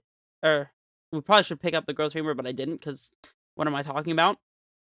It doesn't really matter. And I guess we'll pick up the Cavern and reset it. Play Dryad. Play Tracker. Play Gruul Turf and crack a clue and make some more mana and hopefully draw a Titan? Maybe? Can we get there? Let's go ahead and crack our clue before we decide what we're bouncing here. Hey, there we go. Perfection. Opponent has lost the game. Oh, that's too good. Well, there's no reason to play the Grazer here. I don't think. Yep, we'll just play our Titan, get Boros Slayers, and kill them. Cool beans. And make a bunch of tracker clues, of course. And our opponent scoops it up. Well, that was a pretty awesome game 1 against Murktide. And we have Hearses and Boseiju and Dismembers for Magus and more trackers in the sideboard. And Endurances. Ooh, we got all the good stuff. All the good stuff. We can trim on Pact. We can trim on Garen Briggs since we're going to be using Cavern to put our big things into play. We can trim on an Azusa because it's not the greatest. I actually think Tracker as a 4 of might be a little excessive, but I mean, we're going to play it, right? We can trim on Sagas very heavily. In fact, I think I'm just cutting Saga entirely. And the map for similar reasons. And one more card. I kind of think it's just a tracker, but... Oh, no, the Colossus is bad against Dress Down, actually. Actually, that's very clean sideboarding. I'm a fan of it. Now we have all kinds of mid-rangey threats. We can run our opponent out of counter magic and removal spells. Or just, you know, draw one lander and be sad. We have all the threats we need. We just need lands. I feel like we're supposed to mulligan, unfortunately. This hand's much better. We'll keep. The Grazer's going to be good if they have Ragavan. We need all of the lands, so it's either Tracker or Dryad on the bottom, and I think I'd rather have Tracker in the case that it actually sticks. Dryad isn't really doing us much here. Or doing much for us here. I don't know how to phrase that correctly. Are we leaving the Growth Chamber and play with the Grazer? We're definitely fetching Basic Forest with our Misty to play around Blood Moon and Magus. I'm not really sure if we're putting Growth Chamber in play or not. It lets us play turn 2 Tracker, which may not be useful if they're just holding up Counterspell. Probably just playing turn 2 Explore anyways. I don't know. We've got the double bobble DRC start, and they already have 3 types in their graveyard, so a single fetch will make their DRC an active 3/3 flyer, which is unfortunate for us. Let's see what we draw. Land is good. Yeah, basically land is what we're looking for. Dismember is actually fine as well. We're not going to use it to deal with the DRC, I don't think. Probably better to save it for Murktide or for a Magus primarily. So we are going to go ahead and Grazer here.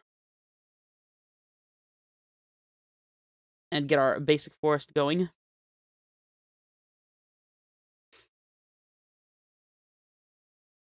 think we're going to have to put the Growth Chamber in play regardless. So it doesn't play very well into Blood Moon, but I don't think we can escape having to put the Growth Chamber in. This will let us play turn 2 Tracker, into turn 3 play a land and get a clue. Or we could just explore anyways, and on turn 3 play Tracker and immediately play a land. That might be a little better of an idea. We'll see.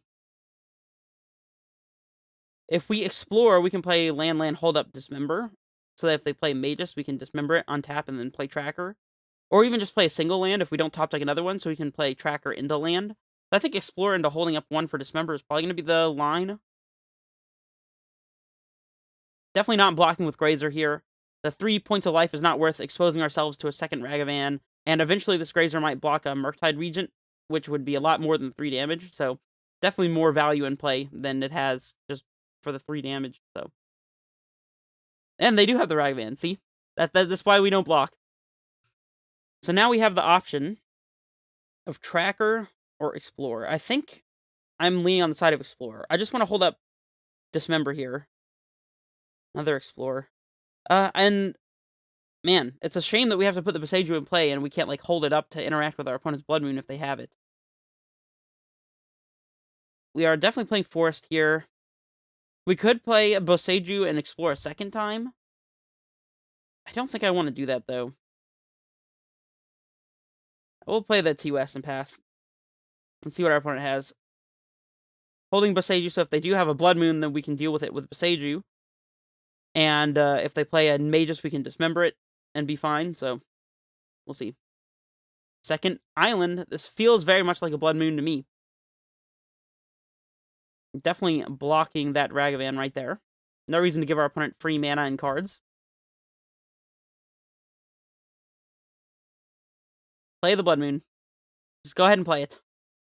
If they play a literal Blood Moon, we'll dismember the DRC and then untap and Boseiju.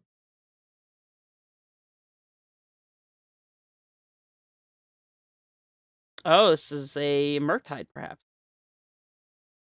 If it's a Murktide, we'll dismember that, assuming that we can. Yep, we can dismember that, and so we will. Get gone, Murktide Regent. Hopefully they won't draw a Magus after this. If they had a Magus, they would have slammed it there, I think, so. Alright.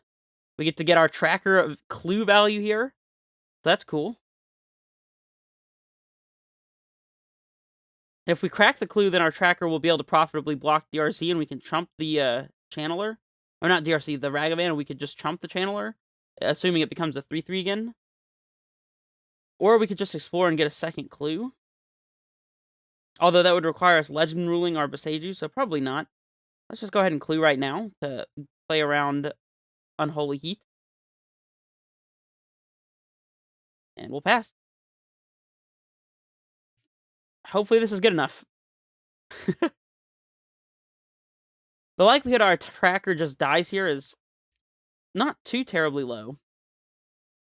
They might have boarded out things like Bolt, because they're usually not that good against us.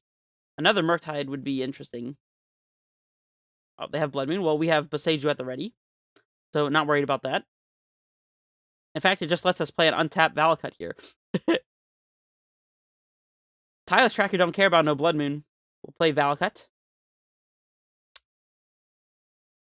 And I guess we want to get the Valakut trigger. Oh, no, we're not going to get a Valakut trigger if we play Boseiju, because we're going to have to legend rule one immediately. So I guess we just use this time to play out our Dryad, since they can't have Counterspell up. And now we can Boseiju this on instep, I guess. So we're not giving them the extra mana. So if we clue, that means we get to protect our tracker from a top-decked Bolt. We potentially lose our Dryad, but that won't stop us from being able to Boseiju their Blood Moon eventually. I feel more inclined to just go ahead and clue here and save our tracker from a potential Bolt. If we draw another land, we can play it with a Dryad ability. Another basic force is actually a perfect draw. Literally perfect draw. And now we just pass it back to them. Are we swinging for the 5? I don't see why not.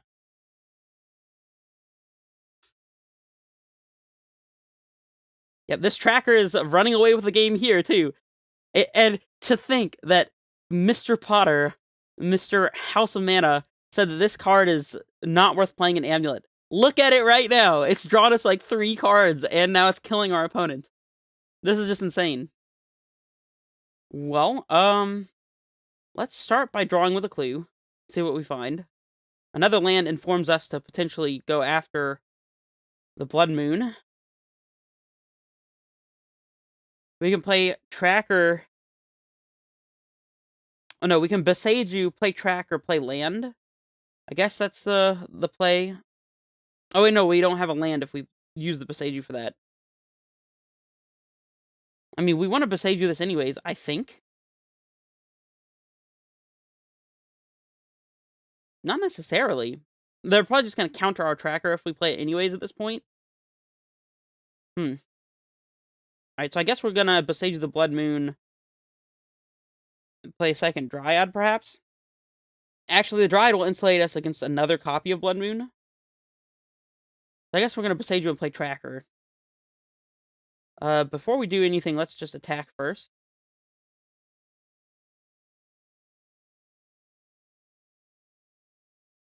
Attacking with just the Tracker, I think. Then we'll Besage You and do our Tracker thing.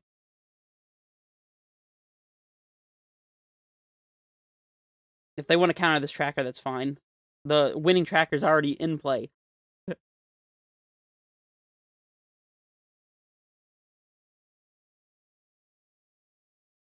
They're bouncing their own Blood Moon with Auto Aura. I mean, I'm perfectly fine with this. This lets us resolve another Tracker. We really don't care about Blood Moon at this point, but it's only thanks to the fact we have Tireless Tracker in the first place.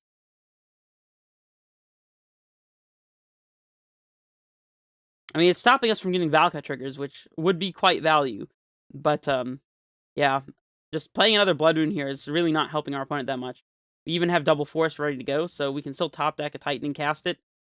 We're doing pretty good here, not gonna lie. And a land drop will give us 2 clues.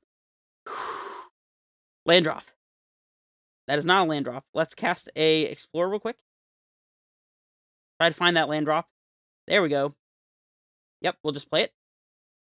Get some clues. Play a Hearse to keep DRC under check. Still holding this Dryad, I think. Actually, no. Now that they've replayed the Blood Moon, we want to play the Dryad out anyways. Maybe cluing is better here, though. Counterspelling the Hearse. Sure. I guess this potentially lets them get Delirium on. If we clue into another land, we can play that one also, so... I think I'm more on the side of cluing here. I mean, look at these trackers. This is insane. And we hit the land. Oh my gosh, it's just too easy. It's too free. It's easy and free. We've drawn like 5 cards now. Another land, and we can play that one too because we cast Explore. Our opponent scoops it up. Well, you know what that means. That means that we are 4-0, playing for the trophy. Let's just hop straight into this final match. Can we get the 5-0 with the out of spite for House of Mana's tweet 4-tracker deck list? We'll see, we'll see. No promises, okay? I don't put that kind of pressure on myself. I'm just trying to make content that you guys enjoy. So regardless of whether I went 5-0 or 0-5 with this league, as long as you get something out of it, then I get something out of it. And it's been a blast already, so it's definitely been well worth it in my opinion. Yeah, we just casually 2-0'd Blue-Red Murktide. Not a big deal at all. Not a big deal. Alrighty, final match time. Can we be on the play for the final match? Would that be too much to ask? We're on the play too. Love it, love it, love it. You got a turn 1 Saga Amulet hand with the bounce land and TOS ready to go. Feeling fantastic. Let's do this. Let's get in there. Saga Amulet, go. Bang. Firing on all cylinders.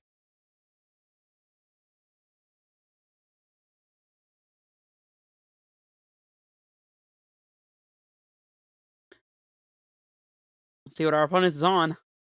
Are we going to see another Spire Bluff? Can out Plains. Just basic Plains. And Prismatic Ending. Don't do it. I can't see it. I can't see it. Tell me it didn't happen. Mimnite, Springleaf Drum. Okay. So Hammer. Well, we've got a very good draw against Hammer. Especially since we got our amulet in underneath the Esper Sentinel. That's been pretty good benefit for us. Definitely playing out Dryad here and not making the Saga value. Hopefully this will give us enough mana to do the Titan things this upcoming turn. Playing out Cavern Naming Giant. So they can't mana leak us, which is something they sometimes play on the sideboard, believe it or not. This is a little bit of a boogeyman for me because I've always had a notoriously bad record against Hammer Time just because I'm liable to keep the wrong kind of hands against Hammer Time, unfortunately. I usually keep hands that are too reactive and never get anywhere with it. Shadow Spear is kind of scary. Even if they were to gain 12 life here, I think we might be able to kill them from 32. Oh, they don't have the hammer, huh? Well, let's make a green and let this Saga go. We drew the Sun home, which is extremely unfortunate.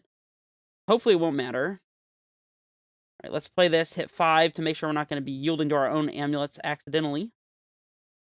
We'll play a couple Dryads and see what happens.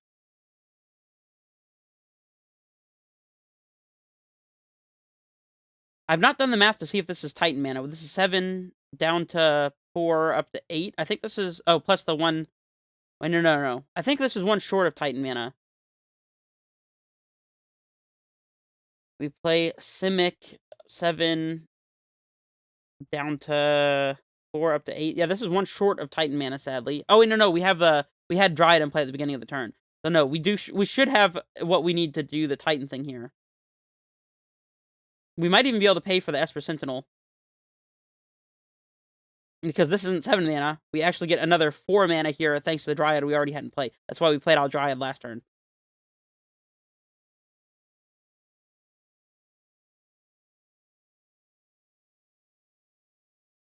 Let's see. Might as well play Dryad, right?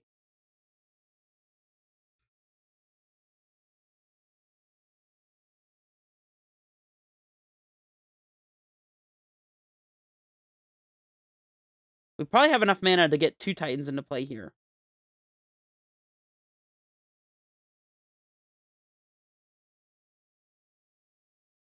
Alright, let's float our Uncounterable for our Giant. And pick up the Cavern. We'll transmute. Play a Titan, leaving... Looks like 3 floating. And that should be exactly enough to get a second Titan into play and attack with both. So, we're not going to pay for the Esper Sentinel tax here. Oh, they have Spell Pierce? That's fine. We'll pay with a green and a green, I guess. This just means we can't get a second Titan into play. So we're not going to pay for the Sentinel. We could potentially try to go for a Colossus here, but I think Titan is probably better. Titan, haste attack, get Boseiju, hold up Boseiju. We only have to pay for 1 pact. I think we probably should be fine in that scenario. I'm going to go for the Titan.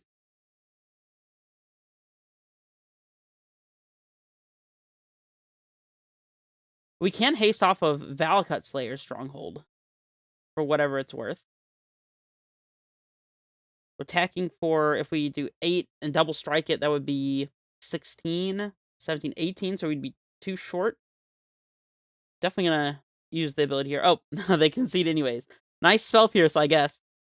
Okay. Don't get too excited. We want explosives. We want force.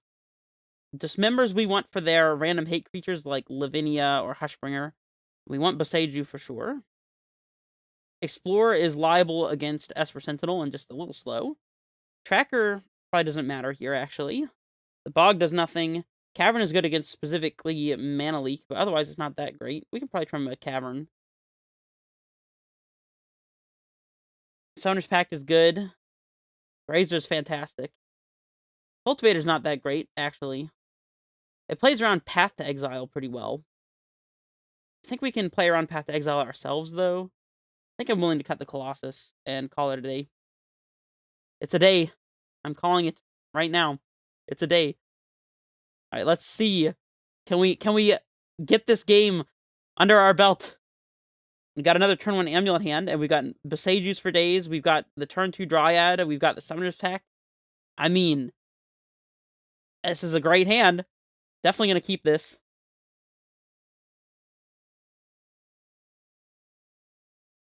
Turn 1 Giver of Runes. Well, that will not protect their artifacts from our Besaju effect. So, playing Amulet Pass.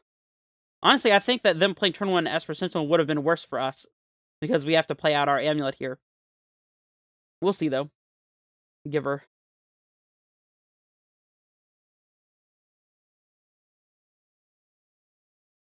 Lavinia?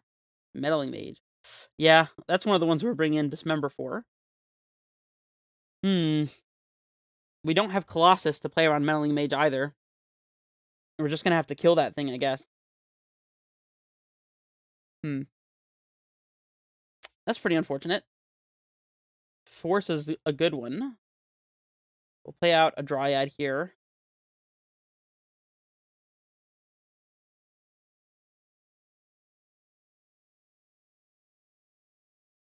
We can't play the Besage because they're legendary, sadly.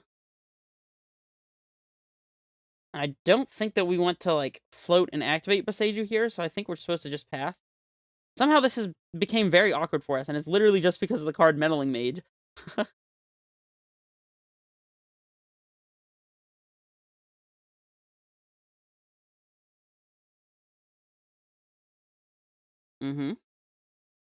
They have Giver plus Meddling Mage, so I don't know exactly how we're gonna piece together a win against this. We need to get Valakut in play.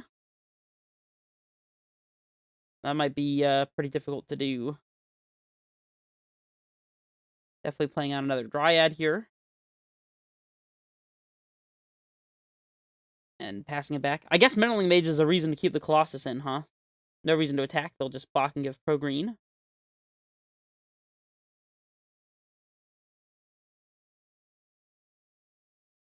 Sentinel.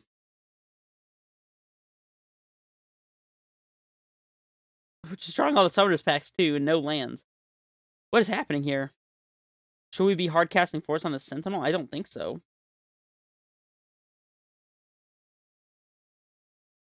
I think maybe we should swing with both Dryads.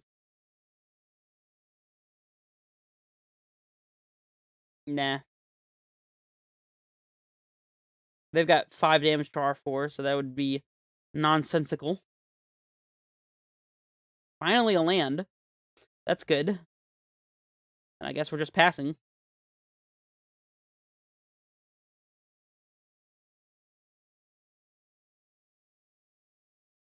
We have 8 mana here, but nothing we can really do with all this mana. Let me confirm that we have all 4 trackers and the Colossus on the board. Well, more lands is still good. Maybe we're supposed to be playing out the Sanctuary here. Trying to just build up our mana progress towards Valakut, I guess. Makes sense to me. Lets us hard cast Force instead of having to pitch cast it for whatever that's worth.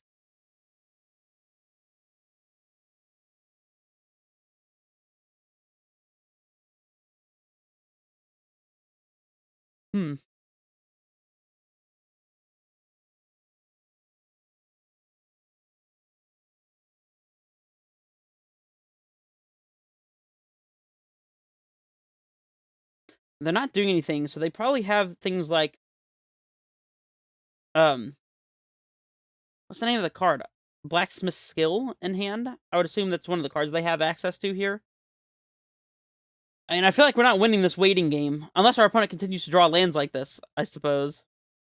We need to find this Valakut ASAP fast. Vesuva. I mean, will Vesuva our... Oh, I guess Vesuva Sanctuary gives us an additional bounce land in hand here. Probably better to just copy the Sanctuary and pick the Vesuva back up, I guess. I don't know. I don't know what I'm doing. Not usually in this situation.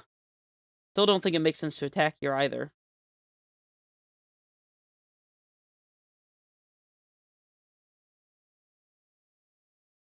I have a Saga.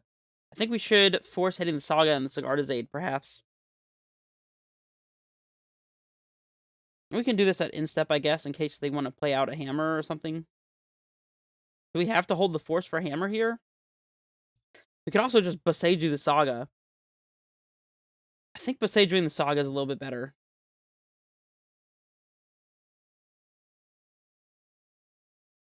They do have a skill.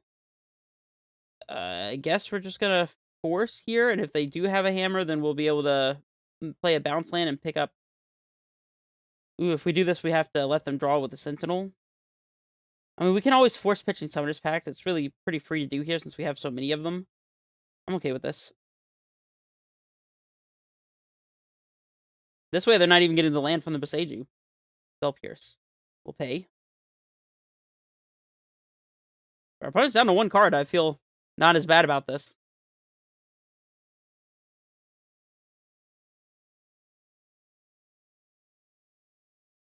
Do they have a second Spell Pierce? Because we can just pay for that too.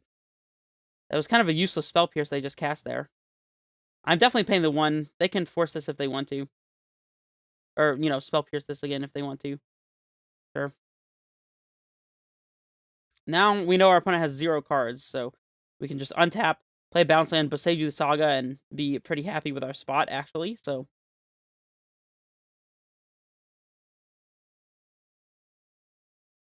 And the second we find a freaking Valakut, then we'll just pretty much be winning. Definitely got to kill this Saga, though. Pass back. Literally, this Meddling Mage is the only thing that's stopping us from winning this game at the moment. Oh, they've found all of their basic lands, too. Right, let's just hope they don't draw a hammer. That is the idea.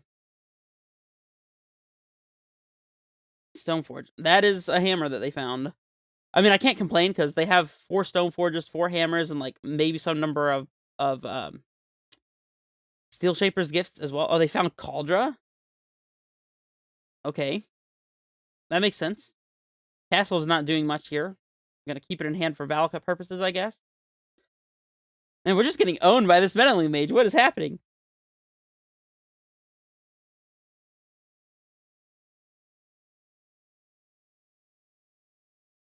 Yep, we're facing down Cauldra.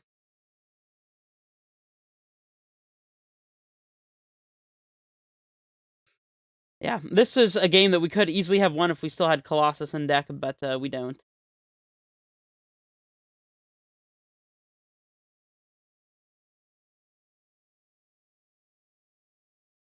I mean, literally, if we draw a Valakut, we still win this game. Because we can play Valakut, send a trigger at the Giver, and if they... not the Giver, at the Meddling Mage, and if they try to protect and response, then we fetch and kill the Giver, so... We have 2 turns. Oh, they have a hammer also. Well... We have 1 turn to find the Valakut.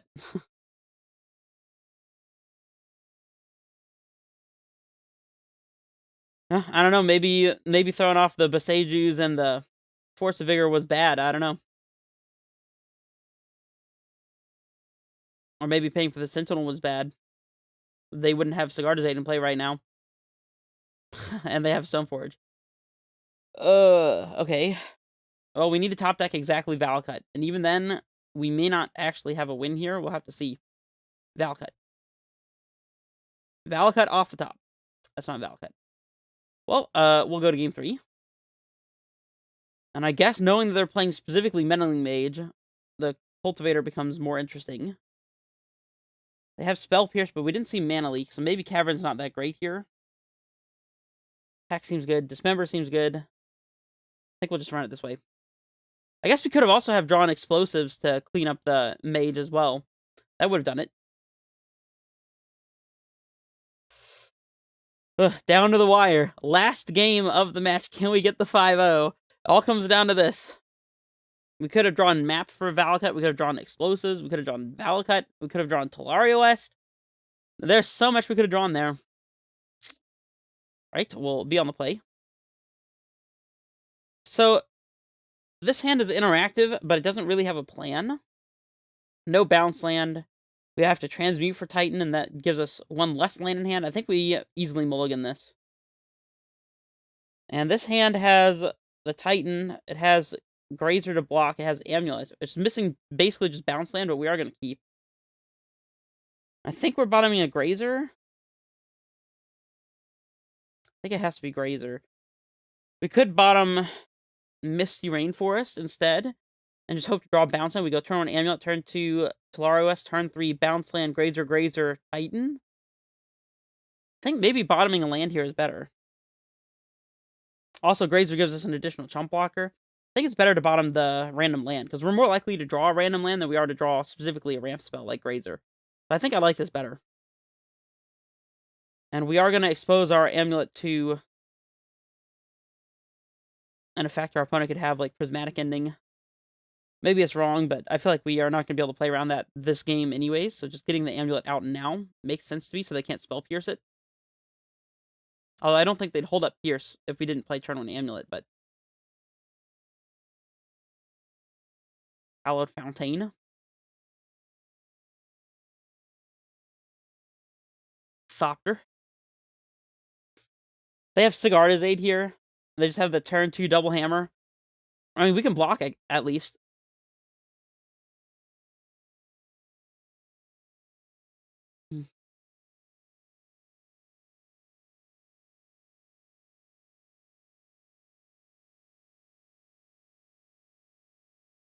I guess they're worried about getting Force of Vigored here.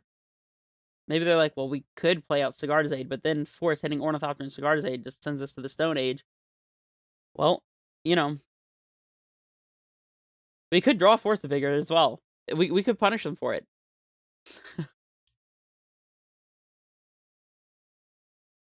Oh, they're marching our Amulet. Yep. I think I'm okay with that. Definitely playing out a Grazer here. If we draw a bounce land, we can float and transmute a TOS for another bounce land and try to get up to Titan mana the hard way. Saga's quite annoying. They just pass. Saga's a good draw from our side, though. We'll pass back. Hopefully our Titan does not get mana leaked, because it's looking like we can't really play around anything this game. They play Stoneforge, okay. I wonder if this is getting a call draw or what. Not that. There we go. Nope, they get Hammer. They could still have Cauldra in hand already, so... I mean, if we draw any land next turn, we'll be able to slam Titan, so...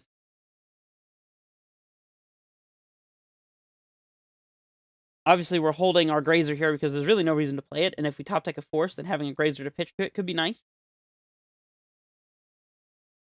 See what they get with the Saga here. I'm glad they didn't have another land to start activating for Construct. Springleaf. If they have Pure Steel, they could play and equip a Hammer here. Or just activate Stoneforge, that's cool too. Yep, there's a Cauldra we were anticipating.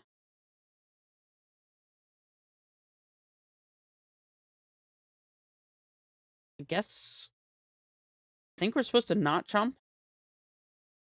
In case they put a hammer on something else, I guess? I don't know. And we'll activate Saga here and hope that we top deck a, any land. Any land. There we go. That's a good land to draw, too. And go get our Amulet. Play our Gruul Turf and play a Titan here and see what we can do with it.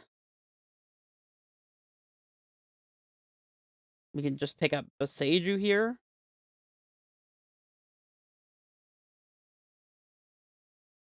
Or we can pick up Gruul Turf. And then on our attack, I guess they could have Path here. I guess we're supposed to pick up Bounce Land in case they have Path. I think I am going for the attack here, though. They do have the Path, okay.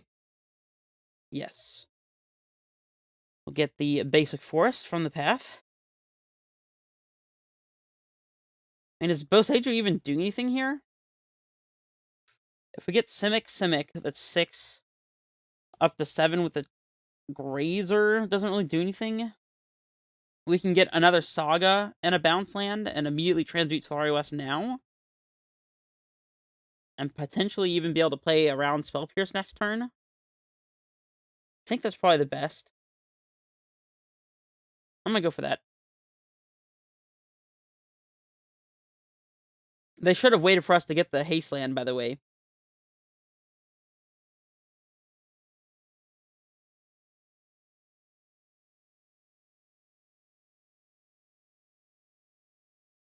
Still not playing the Grazer here. I think it helps us to not have to play it out.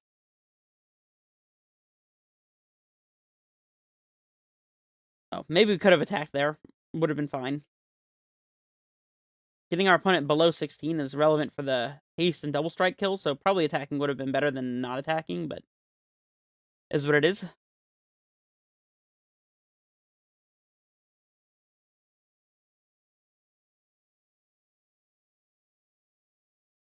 As is, we can play around Spell Pierce.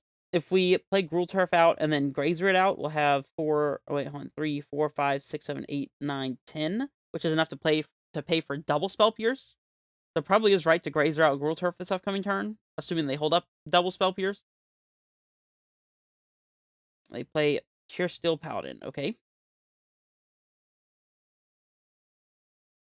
They just pass. Interesting. So, play Crumbling Float of White, Titan off of Valakut Slayer's attack. That would be 1 colorless, 2, 3, 4, 5, 6. Use the white and Valakut haste. We have 2. Get double bounce land. That'd be 6. Pick up 2 random lands. We can Grazer in Gruul Turf. Pick up T-West, transmute, get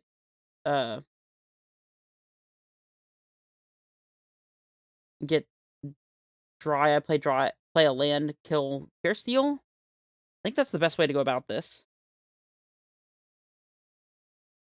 So our plan here is to haste off of Valakut, floating a white with a vestige, and in second main phase, play a Dryad, pack for a Dryad, play Dryad, and play land and kill the Pure Steel so they can't make use of this hammer here. That is... Well, we need the green mana as well. We're going to get like a green bounce land off of our Titan attack, though. So probably correct to do this. Get Titan. Play Titan, leaving white floating. I guess if we're attacking into the Cauldron, then we're losing our Titan. Maybe we shouldn't be attacking here. Maybe we're getting double bounce land. Do we have enough green to pay for... I mean, Dryad makes green as well, but it looks like we do. We get Valakut bounce land. That's 6 total mana. So Valakut, Simic, transmute Dryad, land. I think that does it. We don't want to attack into the Cauldron, so we'll get Valakut, Simic. Our double T-West coming in clutch after all this time. I'm glad I didn't just zone out into immediately attacking there. That would have been bad.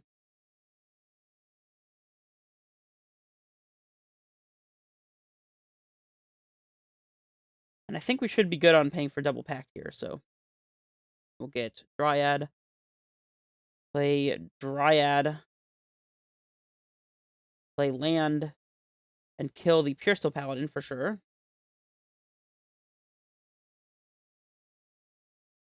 Float with this. Pick up the Gruul Turf. And I guess we're going to Grazer in and kill the... If we kill the Ornithopter and they have land, Paladin, Hammer... Or just like Paladin... They would have to have land, Paladin, Hammer, and killing the Ornithopter doesn't stop them from having the artifact count anyway, so it's probably right to kill the Stoneforge so they can't, like, flash in... I mean, they don't have anything to equip. I guess they could have Sigarda's Aid. Sigarda's Aid plus Hammer would do it. In which case, it doesn't really matter what we kill. I think we're killing the Ornithopter regardless. I mean, they have varied enough costs, so Engineer Explosives is not a factor. guess we're killing the Ornithopter for artifact count purposes. And I think we're just picking up the Simic. Alright. We get to attack and kill them next turn, so...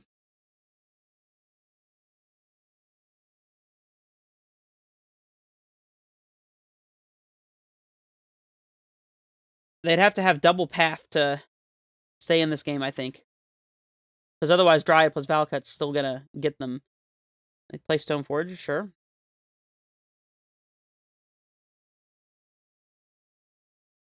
Shadow Spear. Gonna be way too late here. Alright, let's not lose the game. I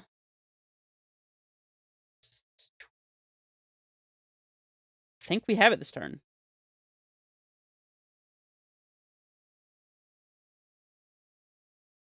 Force of Vigor. Sure. Alright, let's go and grab a map, I guess? So we can map for Vesuva or something. We're about to attack and get it, so I guess it doesn't really matter. But we'll get map, just to have the extra land. And let's just go to combat first. Play both of our lands post-combat after we attack and get some Valakuts.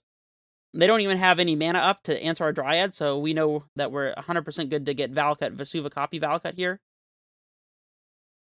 And this should just be lethal. Crossing fingers. Need to always yes the new Valakuts. Did we get there? Did we make it? I think we made it.